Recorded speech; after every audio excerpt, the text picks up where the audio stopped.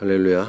오늘 하나님의 말씀, 함께 나눌 하나님 말씀은 지난주에 나눈 말씀과 좀 연계해서 좀 나누려고 합니다.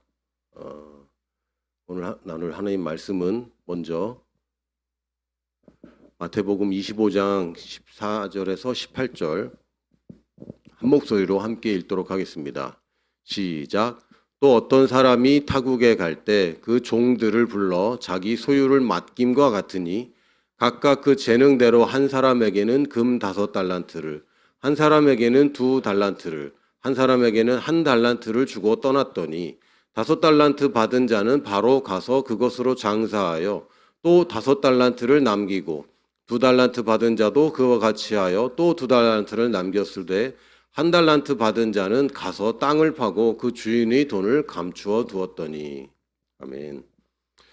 여기서 천국은 이와 같으니라고 하시면서 예수님이 마태복음 24장에서 마지막 때를 얘기하시면서 25장에서는 천국은 이와 같다라고 하시면서 가르쳐 주신 말씀입니다.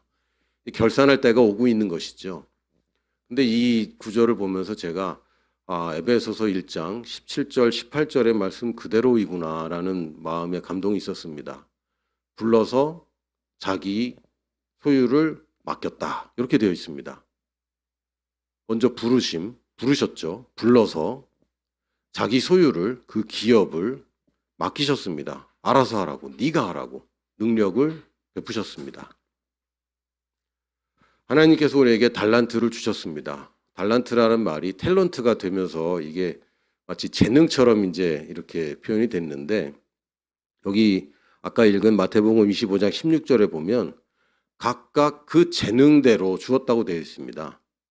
그러니까 재능대로 재능을 주시는 거는 말이 안 되잖아요. 물론 이제 재능이란 말도 우리가 생각하는 그런 재능이 아니라 여기는 듀나미스란 단어를 썼습니다. 이건 능력이란 뜻이죠.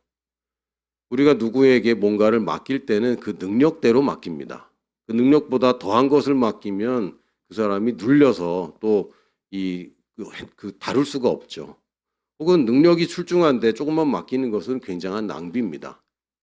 주님께서는 우리를 잘 아시고 능력대로 맡기셨습니다. 예전에 이 구절을 볼 때마다 누구는 5달란트 주고 누구는 2달란트 주고 누구는 1달란트 주냐, 차별하냐 이런 마음 많이 들었고요. 나는 1달란트도 못 받은 것 같다 이런 열등감과 이런 잘못된 생각들을 많이 가지고 있었습니다. 근데 제가 나중에 나이를 먹고 사회생활을 해보니까 또 자녀들을 키우고 또 직원들을 이제 고용하고 일을 하다 보니까 그 능력에 맞게 맡기는 게 맞습니다. 사람마다 경력이 다르고 사람마다 나이도 다 달라요. 여기 나온 종들이 다 똑같은 나이 신입사원들 얘기가 아닙니다. 어떤 사람은 그 주인 밑에서 30년을 같이 일해온 사람도 있을 거고 어떤 사람은 뭐 5년 일한 사람도 있을 거고 다 제각각이겠죠. 주님께서 그 능력대로 맡기시는데 이 달란트 하나가 지난번에 한번 말씀드린 적이 있는데 1달란트는 6천 데나리온입니다. 데나리온 하나가 하루 품삯이에요. 그럼 최저시급으로 8시간 일하면 대략 뭐 8만 원 정도 잡으면 8만 원을 6천일 동안 해야 되는 거죠. 그래야 1달란트를 버는 겁니다. 6천일 그러면 대략 뭐 20년 가까이 되겠네요. 1달란트가 20년치 연봉입니다. 그냥 8만 원씩 하루 일당을 8만 원씩만 해도 4억 8천만 원이 되죠. 4억 8천만 원. 여러분 어떠세요? 얼마를 주면 사업을 할 수 있겠어?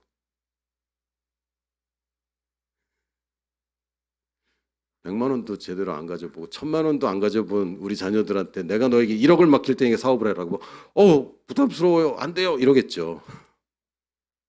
그 능력에 맞게 맡기시는 겁니다. 적게 맡긴 자에게는 적게 기대하시고 많이 맡긴 자에게는 많이 기대하시는 것이죠. 그래서 우리가 받은 것에 비해서 얼마를 남기느냐를 주님께서는 원하시는 것이지 분수에 안 맞는 모든 것들을 원하시는 것이 아닙니다. 우리는 자꾸 이제 거두는 것, 또 열매를 추수하는 것, 이것이 이제 아무래도 보기 좋으니까 우리는 그것에 자꾸 초점을 맞추는데 그렇지 않습니다. 하나님의 일은 심는 것에 있습니다. 내가 5개를 받았는데 하나만 먹고 4개를 심었다면 이 사람 잘 심은 것이죠. 5개를 받았는데 4개를 먹고 하나를 심었다. 모두 심은 것이죠. 그러나 심지 않고 우리가 하나님의 말씀대로 뭔가를 하지 않았다면 거둘 것이 하나도 없게 되는 거예요. 여기서 불러서 부르심이 있고 소유, 하나님의 것인데 우리에게 상속으로 주신 것, 잘해서 주신 것이 아니라 그냥 주신 것, 그리고 맡기셔서 우리에게 위임하신 하나님의 능력, 믿음으로 역사하는 하나님의 능력을 얘기하고 있는 것입니다. 지난주에 우리가 나눈 말씀을 보면 에베소서 1장 17절에서 19절까지 다시 한번 읽어보도록 하겠습니다. 시작. 우리 주 예수 그리스도의 하나님 영광의 아버지께서 지혜와 계시의 영을 너희에게 주사 하나님을 알게 하시고 너희 마음의 눈을 밝히사 그의 부르심의 소망이 무엇이며 성도 안에서 그 기업의 영광의 풍성함이 무엇이며 그의 힘의 위력으로 역사하심을 따라 믿는 우리에게 베푸신 능력의 지극히 크심이 어떠한 것을 너희로 알게 하시기를 구하노라. 아멘. 우리가 지혜를 이야기할 때 우리가 지혜와 계시의 영, 지혜와 계시의 영, 지혜를 이야기할 때 이것은 쉽게 얘기하면 지혜는 우리가 지식과도 다르고 머리가 똑똑한 것과도 다릅니다. 지혜는 그런 것이 아닙니다. 또 명철과도 다릅니다. 그건 이해하는 것이죠. 계산을 빨리 하는 것도 지혜와 다릅니다. 지혜는 올바른 선택을 할 수 있는 능력을 얘기합니다. 내가 알았든 몰랐든 깨달았든 못 깨달았든 아무 생각이 있든 아니면 굉장히 생각을 많이 했든 간에 지혜는 결과로 얘기하는 것이고요. 지혜는 하나님의 은혜 안에서 내가 올바른 선택을 하면 나는 지혜가 있었던 것입니다. 그래서 이 지혜는 내가 그냥 공부한다고 열심히 한다고 되는 건 아니에요. 그리고 우리가 이제 지혜와 계시의 영하고 지혜 이런 얘기를 하면 자꾸 하나님이 나한테 뭔가를 자꾸 귀속말로 가르쳐주고 또 코치해주고 이런 걸 자꾸 생각하는데 지혜 그러면 제일 먼저 우리는 하나님 말씀 있는 그대로의 그 말씀 이것을 지혜라고 합니다. 하나님의 말씀이 천지를 하나님이 말씀으로 창조했다라고 얘기하면 그것은 우리가 이해할 수도 없고 검증할 수도 없고 알아낼 수도 없는 거예요. 그러나 있는 그대로 말씀으로 받아들이는 것이 지혜인 것이죠. 예수님이 죽은 자를 살렸을 뿐만 아니라 너희가 나보다 더 큰 일을 할 것이다라고 말씀하셨는데 아무리 그래도 그렇지요.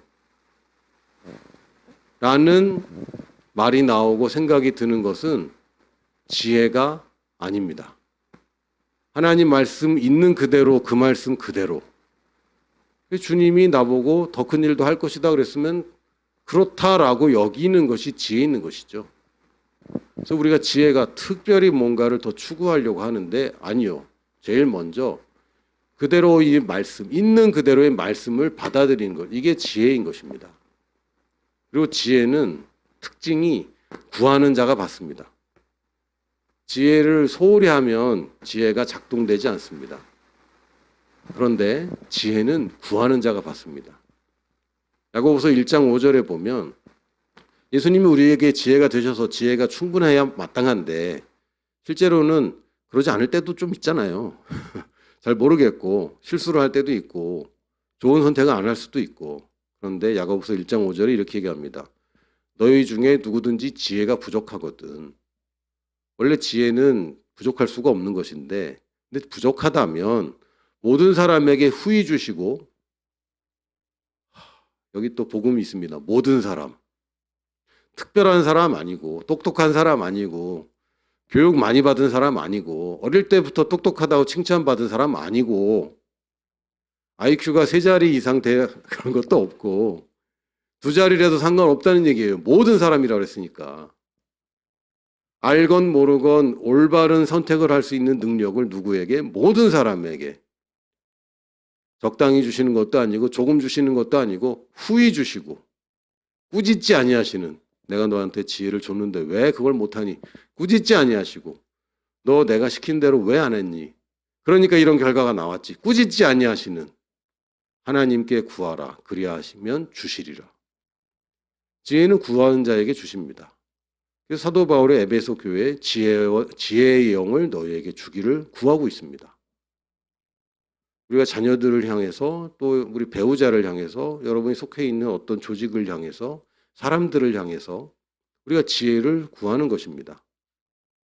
그 사람들이 올바른 선택을 할 수 있는 능력을 주시도록. 누가 그러더라고요. 예의는 예의가 있고 없고는 지능에 달려 있다. 뭐 이런 얘기도 하더라고요. 하나님을 알고 모르는 것은 지혜에 달려 있습니다.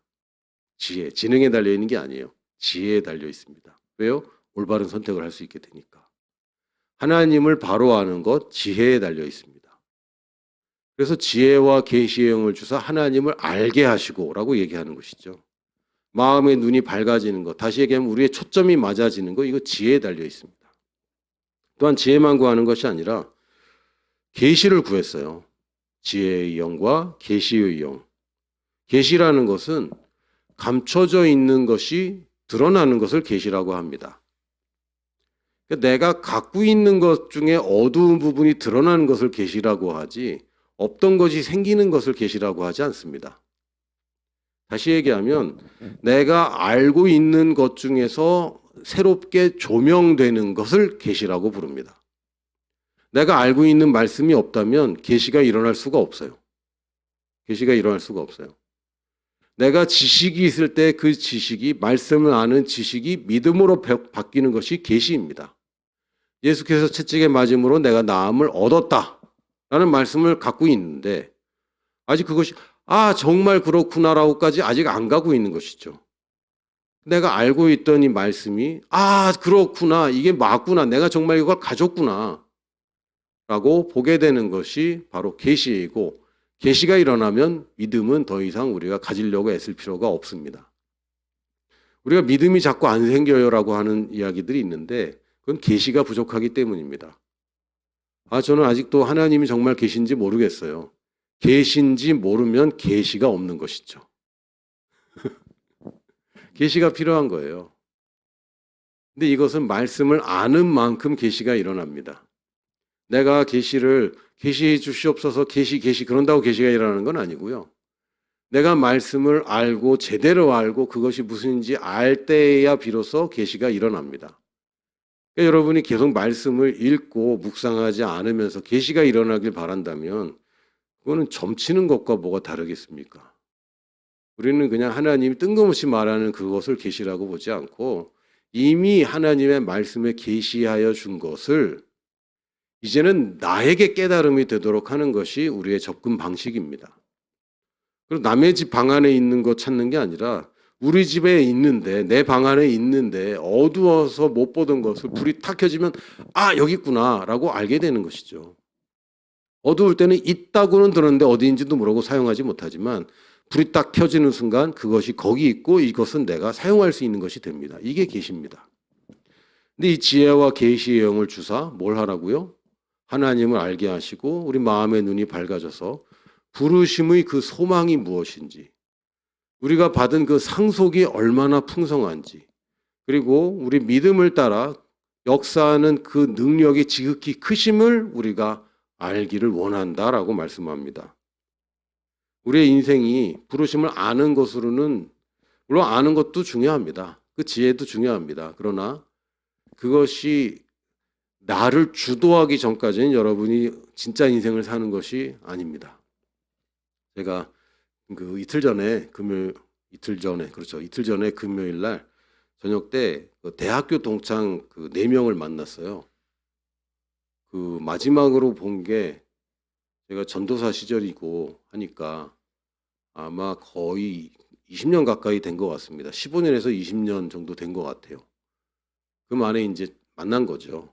학창 시절에 저랑 좀 친했던 친구들이었는데 이제 제가 선교사로 갔다는 소식까지는 어디서 들었고 지금 나한테 뭐 하냐 이제 이런 얘기를 하더라고요. 그래서 뭐 어떻게 먹고 사냐 이런 걱정을 좀 해주더라고요. 친구들이랑. 그래서 걱정하지 마라, 다 먹고 산다라고 얘기해줬고 어쩌다 그렇게 됐냐라고 물어봤어요. 한 친구가. 또 대학원 다니다가 어떻게 하다 그렇게 선교사가 됐냐. 이 친구는 제가 전도하려고 참 애쓰던 친구인데 절대로 안 받아들였던 친구가 결혼을 잘해서 부인과 자녀들은 또 교회를 잘 나가고 있고 이 친구도 이제 가끔 교회를 간다 이런 얘기를 들었습니다. 이 친구가 어쩌다가 목사가 되고 선교사가 됐냐라고 얘기할 때 나는 내 대학교에 기계공학 전공한 걸 후회한다. 이건 나의 부르심도 아니었는데 내가 그렇게 가서 후회하고, 그러나 내가 선교사로 간 것은 내가 절대 후회하지 않는다. 그리고 내가 인생의 가치를 그때는 못 느꼈다. 못하진 않았다. 그런데 거기에 가치를 못 느꼈다. 난 인생이 짧다고 생각하고 난 가치 있는 일을 하고 싶다. 제 짧은 인생 돌아봐도 부르심이 주도하는 것이 내 인생이지, 부르심을 만약 그냥 뭐 이렇게 알고 있고 인정하고 있고, 그러나 그것이 나의 부르심이 되기 전까지는 그것은 나의 인생이 아니었습니다. 우리 인생은 부르심이 주도해야 됩니다. 부르심이 주도하는 인생이 우리가 사는 인생이에요. 부르심은 보편적인 게 있습니다. 하나님이 모든 사람을 부르시죠. 죄인 대 의인으로 부르시고, 그 나라를 상속하도록 부르시고, 능력을 잘 발휘하도록 부르십니다. 그러나 그 부르심 안에서 오직 나만을 향한 부르심이 있어요. 나만 할 수 있는, 이 시대에 나만 할 수 있는. 또 최근에 제가 젊은 시절에, 사실은 젊은 시절이라도 40대 중반까지 늘 고민하던 게 뭐냐면요, 나는 왜 이럴까? 라는 고민을 참 많이 했습니다. 제 주변에 훌륭한 목사님들, 또 제 주변에 제가 알고 있는 제 동년배, 또 저보다 나이 어린 목사님들, 훌륭한 분들 볼 때마다, 선교사님들 볼 때마다 어쩜 저렇게 순수하고, 어쩜 저렇게 열정적이고, 어쩜 저렇게 주님만 사랑하고 저렇게 할까?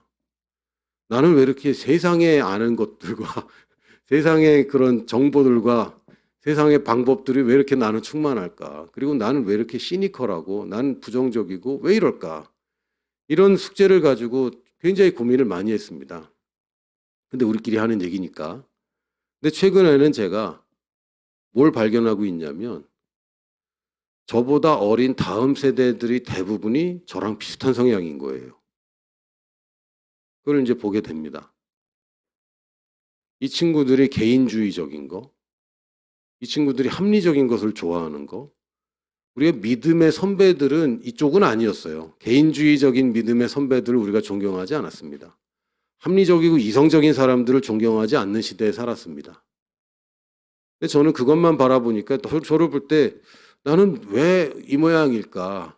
라는 이제 어려움이 참 많이 있죠. 내부적인 그런 고민들이 많았는데, 최근에 와서는 제가 이것이 나의 부르심인가 보다. 하나님이 있는 모양 그대로 쓰시는데 나는 이제 내 다음 세대들한테 좀 통하는 사람이겠구나 라는 생각이 드는 거죠. 모르겠습니다. 여러분 객관적으로 저를 볼 때 어떻게 보실지 모르지만 저는 저를 향한 하나님의 부르심이 분명히 있다고 믿습니다. 이 시대에 그것이 뭐 내가 그리고 있는 얼마나 거대하고 세계적이고 그런 거 다 됐고, 하나님이 나를 특별하게 만드셨다고 저는 믿습니다. 이 시대에 이 순간, 나의 순간에 나를 향한 하나님의 부르심이 분명히 있는 것이죠. 그리고 하나님이 저를 사용할 수 있다면 모든 사람을 사용할 수 있다고 저는 믿습니다. 그런데 우리가 순서를 잘해야 돼요. 지금 내가 할 수 있는 것에서 부르심을 찾아가면 이것은 망하는 길입니다. 그렇게 가는 게 아니고, 하나님이 나를 무엇으로 부르셨는가, 보편적인 부르심을 생각하셔야 돼요. 하나님이 지금 예수님이 승천하시고 남아있는 교회를 통해서 일하시는 이 마지막 때에 이 교회를 향한 공통의 부르심이 있습니다. 무엇입니까? 예수님 다시 오시는 겁니다. 예수님 다시 오는 걸 위해서 우리가 뭘 해야 되죠? 모든 민족에게 복음이 증언되어야 하죠. 그 부르심은 지금 믿는 우리 모든 사람에게 공통으로 적용되는 부르심입니다. 그리고 마지막 때에 내가 가든 예수님 다시 오시든 누가 먼저이든 상관없이 그때에 그 부르심을 이루는 자리에 내가 있어야 됩니다. 거기서부터 시작해야 돼요. 그러면 나는 그 전에 뭘 하고 있어야 되고, 그래서 뭘 하고 있어야 되고, 그래서 지금 여기서 내가 무엇을 하고 있는가. 이게 부르심이 주도하는 인생입니다. 근데 막연하게 나는 할 수 있는 게 요거니까 요걸 하다가 그거 잘하면 또 뭔가가 오겠지. 아닙니다. 하나님의 부르심이 먼저 있고, 그래서 내가 지금 여기서 하는 것이 있고, 당연히 내가 이것을 잘하면 그 다음 단계에서 인도하심이 있을 뿐이지 부르심은 이미 있습니다. 하나님이 날 창조하신 목적이 이미 있습니다. 왜 한반도에, 왜 지금 20세기를 거쳐 21세기가 시작된 이 시대에 내가 이 나이에 여기에 있는가? 하나님의 분명한 부르심이 먼저 있습니다. 그거를 지혜와 계시의 영으로 그걸 먼저 분명하게 해야 돼요. 아직 막연하죠. 그렇습니다. 그럼에도 불구하고 나의 부르심이 모든 민족에게 복음을 증언하는 것에 있다. 라는 것을 여러분 확실하게 하십시오. 그것은 지혜입니다. 그리고 그것이 나에게 계시가 일어나도록 우리가 시간과 장소를 구별해서 끊임없이 하나님의 말씀을 우리가 묵상하고 고백하는 것입니다. 부르심이 주도하기 시작하면요, 그 다음부터는 순조롭습니다. 그리고 사는 것이 재밌어집니다. 저는 군대 가기 싫어서 대학원 간 사람인데 막상 대학원 갔더니 지옥 같고 부르심을 선택하고 나서 군대를 갔더니 천국은 아니었지만 좋았습니다. 어려움이 있었냐? 많이 있었습니다. 그런데 행복했습니다. 고통과 상관없이 행복한 게 존재하는구나 제가 깨달았어요. 비전이 없으면 사는 것은 그냥 죽어가는 것이고 시간 낭비입니다. 지금 우리가 몇 년을 낭비했든지 간에 앞으로는 낭비하면 안 되죠. 지금까지 낭비를 많이 했다면 많이 했을수록 이제는 정말 낭비하면 안 됩니다. 내가 어떻게 하면 모든 민족에게 복음을 증언하는 데 쓰임 받을까? 내가 거기서 한 몫을 내가 감당할 것인가? 내가 거기서 한 역할을 할 것인가? 모든 사람이 갈 수는 없습니다. 그러나 우리 교회 이름이 뭐죠? 보내는 교회입니다. 내가 어떻게 하면 더 많은 사람을 보낼까? 어떻게 하면 더 많은 돈과 더 많은 기도를 보낼 것인가? 이것이 우리의 부르심을 찾는 데 첫 번째입니다. 그것이 되면 그 다음부터는 어떤 식으로 할 건지는 각자에게 주시는 것인데 그걸 찾아가는 건 자연스럽게 가게 되어 있습니다. 성경은 각자가 뭘 해서 부르심을 이룰 것인지는 별로 관심이 없는 것 같아요. 아까 읽은 마태복음 25장 19절에서 21절 좀 이어서 보면 오랜 후에, 그러니까 뭐 잠깐 동안 장사하는 게 아니죠. 오랜 후에 그 종들의 주인이 돌아와 그들과 결산할세 5달란트 받았던 자는 5달란트를 더 가지고 와서 이르되 주인이여 내게 5달란트를 주셨는데 보소서 내가 또 5달란트를 남겼나이다. 5달란트는 정말 어마어마한 돈이죠. 1달란트가 4억 8천인데 5달란트는 거의 뭐 24억 뭐 정도 되는 돈입니다. 근데 이 사람이 여러 해 오랜 후인데 얼마나 오래되는지 모르겠지만 뭐 투자금의 100% 이제 이득을 남긴 거예요. 뭐 대단한 것 같지만 사실은요. 원금에 복리로만 계산해도 5% 복리로만 계산해도 20년 안에 이 2배 만드는 거는 당연한 거 아닙니까? 오랜 후에. 이 사람이 대단한 능력으로 뭔가 대단한 아이디어를 했다기보다 그냥 자기 받은 달란트를 성실하게 한 것입니다. 성실하게 한 거예요. 하루하루 지금 여기서 뭘 할지를 한 거죠. 근데 뭘 했는지는, 뭘 장사했는지는 안 나와 있어요. 이 사람이 도매를 했는지 소매를 했는지 고리대금업을 했는지 아무것도 안 나와 있어요. 근데 남긴 것만 남아 있어요. 그랬더니 21절에 뭐라고 그러십니까? 그 주인이 이르되 잘하였도다 착하고 충성된 종아. 능력에 관한 얘기도 없고 지혜에 관한 얘기도 없고 이 사람이 얼마나 했는지 얘기 없습니다. 착하고 충성되다. 이게 예수님의 평가예요. 불러서 우리에게 맡기고 우리에게 능력을 맡기고 하나님의 소유 그냥 값없이 은혜로 주신 이 선물을 맡기셨는데 오랜 후에 결산할 때 보니까 이 사람이 얼마나 착하고 충성되었는지 그리고 결과는 그냥 따라오는 것입니다. 근데 사람들은 결과를 두려워해요. 결과가 안 나오면 어떡하죠? 내가 헌신하고 열심히 했는데 이게 잘 안 되면 어떡하죠? 아니요. 오랜 후에 착하고 충성되게 하면 결과는 나오게 되어 있습니다. 그러면서 이렇게 얘기해요. 내가 적은 일에 충성하였으면 적은 일 아니잖아요. 24억이 적은 일은 아니잖아요. 근데 주님은 적은 일이래요. 왜요? 이 사람이 뭘 했습니까?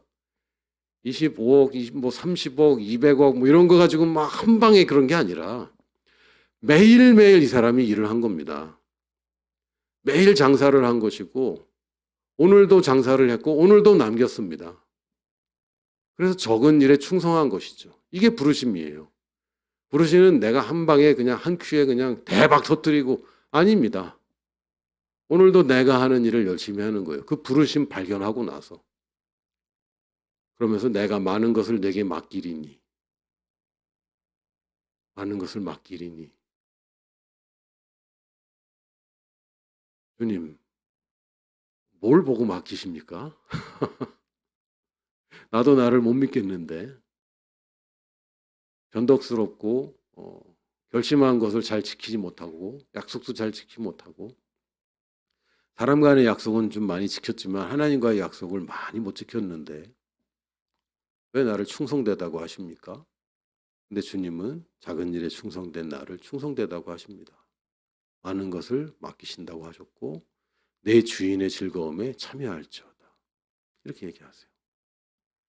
반면 한 달란트 받은 사람은 어떻게 했습니까? 하나님을 아는 것에 실패했죠. 그래서 뭐라 그래요? 당신이 한 달란트 맡겼는데 이거 잃어버릴까 봐 두려워서 걱정되어서 염려해서 땅에 묻어놨습니다. 예수님은 당연한 질책을 하시죠. 야, 그걸 빌려주기라도 했어야지. 그럼 이자라도 받았지, 이 녀석아. 야, 악하고 게으른 녀석아. 왜죠? 이건 악하고 게으른 거예요. 우리가 값없이 받은 하나님의 상속된 것들을 사용하지 않고 묻어두는 것은 악하고 게으른 것입니다. 시간을 낭비하는 것은 악하고 게으른 것입니다. 우리가 돈을 모아두기만 하고 올바른 데 쓰지 않는다면 악하고 게으른 것입니다. 영혼 구원하는데 나의 시간과 에너지와 나의 말과 나의 만남과 또 작은 선물들이 사용되지 않는다면 악하고 게으른 것입니다. 우리가 받은 상속은요, 남기는 것입니다. 저도 좀 생각을 해봤어요. 자녀가 넷이면 당연히 생각을 하죠.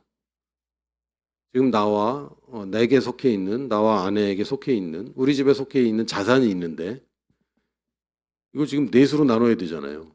상속은 넷으로 나누는 것입니다. 그럼 지금 내가 받은 것을 넷으로 나눠주면 점점 줄어드는 거네. 점점 가난해지겠네요. 원래 상속은 그렇게 되면 안 돼요. 상속을 내가 얼마를 받았든 내가 산 인생을 통해서 그 상속이 내 자녀 수만큼은 적어도 불어나야 됩니다. 그래야 나의 자녀들도 나와 동일선상에서 시작하죠. 상속은 그런 겁니다. 상속은 가진 것과 누리는 것이 달라요. 하나님이 모든 사람에게 똑같이 은혜로 주신 선물들이 있는데 그렇다고 모든 사람들이 똑같이 누리는 것이 아닙니다. 알아야 누리죠. 계시가 필요한 것입니다. 내가 무엇을 받았는지 사람마다 누리는 게 다 달라요. 그리고 누리는 것으로 끝나는 게 아니죠. 남기는 것입니다. 하나님께서 씨를 뿌리는 자에게 씨와 함께 그 먹을 양식을 안 주시겠냐? 누리는 것과 남기는 것이 있습니다. 우리에겐. 근데 하나님의 상속은 남겨야 정상이죠. 5달란트를 받았더니 5달란트로 하나님, 주님, 내가 오랜 세월을 제가 잘 썼습니다. 아닙니다. 5달란트 받았는데 5달란트 받아서 5달을 남겼다고 해야 착하고 충성된 종이죠. 하나님 원하시는 것은 남기는 것입니다. 우리가 받은 것이 유산이 유업이 되게 해야 돼요. 유산으로 받은 것이 이것이 일을 하도록 해야 됩니다. 어떻게 해야죠? 심어야죠. 받은 것보다 더 많이 물려주는 것, 이것이 우리의 삶입니다. 여러분, 하나님께 받은 상속, 값없이 받은 이 상속을 잘 누리고 살 때에 우리 자녀들이 혹은 제자들이 저렇게 누리는 거나 배울 것입니다. 그리고 또한 그 상속을 잘 심고 거둘 때에 우리 자녀들과 제자들도 그것을 또한 배울 것이고 이것은 굉장히 빠른 속도로 증식되고 증폭될 것입니다. 우리가 받은 상속은 성장할 뿐만 아니라 확장되어야 됩니다. 우리 보내는 교회가 받은 축복은, 우리 개인 성도들이 모두 받은 축복은 우리가 누리는 것으로 끝나는 것이 아니라 더 많은 사람에게 축복의 씨가 되어야 합니다. 왜요? 우리는 복의 근원이니까. 복의 근원은 복을 받으려고 애쓰지 않습니다. 복을 나누려고 애쓰죠. 그럼 어떻게 되죠? 나와 같은 사람이 또 생기는 것입니다. 우리는 물려주는 자입니다. 상속을 가진 자도 아니고 상속을 누리는 자도 아니고 우리는 가졌고 누릴 뿐만 아니라 남겨서 물려주는 사람입니다. 상속을 남기는 삶을 사는 거예요. 그리고 마지막으로 우리는 일상생활에서 믿음으로 이기는 일상을 갖는 것입니다. 우리가 지혜와 계시의 영을 가지고 하나님을 바로 알고 이 달란트를 운영하고 사는 것인데, 첫 번째는 부르심이 주도해야 됩니다. 남기는 일을 해야 되는 것이죠. 하나님이 달란트 맡긴 것을 나에게 남기라고 주신 것이에요. 두 번째는 그래서 상속을 남기는 삶을 사는 것이고, 세 번째는 그래서 하루하루 작은 일에 충성되게 사는 것입니다.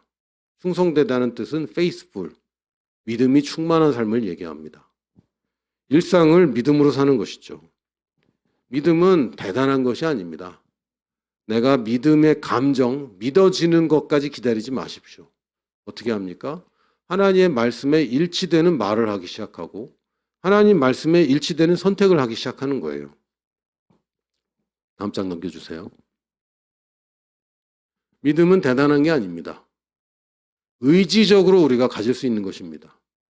믿음을 주시옵소서라고 할 게 아니라 믿기로 결정하는 겁니다. 오늘도 여러분의 선택입니다. 뭐에 맞춰서? 하나님의 말씀에 일치되도록 선택하는 것이고, 제일 먼저 시작을 뭘로 할까요? 말로 하는 것이죠. 우리 말에 능력이 있습니다. 마음으로 믿는 것만으로는 아무 일도 벌어지지 않아요. 그러나 말할 때에, 말하면 나의 믿음이 자라고. 왜? 내가 말하고 내가 들으니까. 믿음은 들으면서 난다고 그랬으니까 내 믿음이 자라죠. 그 자란 믿음을 가지고 더 말하죠. 더 자랍니다. 더 말하고 더 자라서 어느 순간에 계시의 영역으로 들어가게 되면, 아, 그렇구나. 내가 이겼구나. 그러면 끝난 겁니다.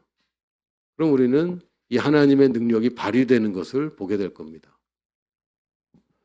우리가 이것을 하는 것을 우리가 태도라고 하고 습관이라고 합니다. 믿음은 가지려고 하는 것도 아니고, 믿음은 내가 말하는 모든 것들이 또 믿음도 아니잖아요. 믿음인 줄 알았는데 아닌 것들이 얼마나 많이 있었습니까? 난 믿은 줄 알았죠. 근데 안 되는 걸. 안 되는 건 믿음이 아니죠. 우리가 추구하는 것은 뭡니까? 믿음의 태도입니다. 어떠한 특정한 사건에서 한 번 믿음을 발휘하고 끝나는 것 아닙니다. 믿음의 은사를 받아서 어떤 큰 문제를 한 번 이긴 것, 초자연적인 간증거리가 있는 것, 그것이 우리가 추구하는 게 아니죠. 뭡니까? 믿음의 태도입니다. 일상생활에서 내가 무엇으로 사는가? 난 무엇을 믿음으로 사는가? 무슨 말을 하고 사는가? 그래서 우리가 습관을 갖는 거예요. 결국은 우리 인생은 이 인생이 아름다우냐 아니냐, 태도와 습관입니다. 이 사람이 어떤 사람이냐, 태도와 습관이죠. 이 사람 긍정적인 사람이냐 부정적인 사람이냐, 태도와 습관입니다. 이 사람 훌륭한 사람이냐 아니면 안 좋은 사람이냐, 태도와 습관입니다. 착하고 충성된 사람이냐 악하고 게으른 사람이냐, 태도와 습관입니다. 이게 일상이 돼야 되는 것이죠. 오늘 내가 믿음으로 살기로 결정하지 않고 하나님의 말씀에 일치하는 선택을 하지 않고 또 어제 했던 것을 또 한다면, 그건 나의 습관은 더 강력해지고 나의 태도도 변하지 않습니다. 의지적으로 여러분이 선택하는 것입니다. 로마서 1장 17절에 이렇게 얘기해요. 복음에는 하나님의 의가 나타나서 믿음으로 믿음에 이르게 하나니 기록된 바 오직 의인은 믿음으로 말미암아 살리라 함과 같으니라. 복된 소식, 이 복음은 뭘 얘기합니까? 내가 예전에 누구였는지 그것과 상관없이 지금 내가 어떤 사람이 되었고 하나님이 나에게 무엇을 주셔서 내가 무엇을 가지고 있고 이제 내가 어떤 비전으로 살고 있는지, 이게 복음입니다. 이 복음에는 하나님의 의가 나타나서 의는 바른 선택을 할 수 있는 능력을 얘기합니다. 내가 이 복음을 집중하고 복음이 나의 말의 습관이 되고 복음이 나의 선택의 기준이 되고 그러면 그럴수록 의가 나타나서 바른 선택을 할 수 있는 능력, 올바른 삶을 살 수 있는 능력, 하나님 앞에 온전히 설 수 있는 능력들이 내 안에 충만해지고 믿음으로 믿음에 이르게 하나니. 믿음은 어떻게 생기죠? 믿음으로 생겨요. 지금 내게 있는 가장 작은 믿음이 더 큰 믿음으로 계속 눈덩이 불어나듯 불어나는 겁니다. 눈 작게 만들지만 이거 굴리면 눈이 눈을 끌어당기죠. 부착되고 점점 늘어나는 것입니다.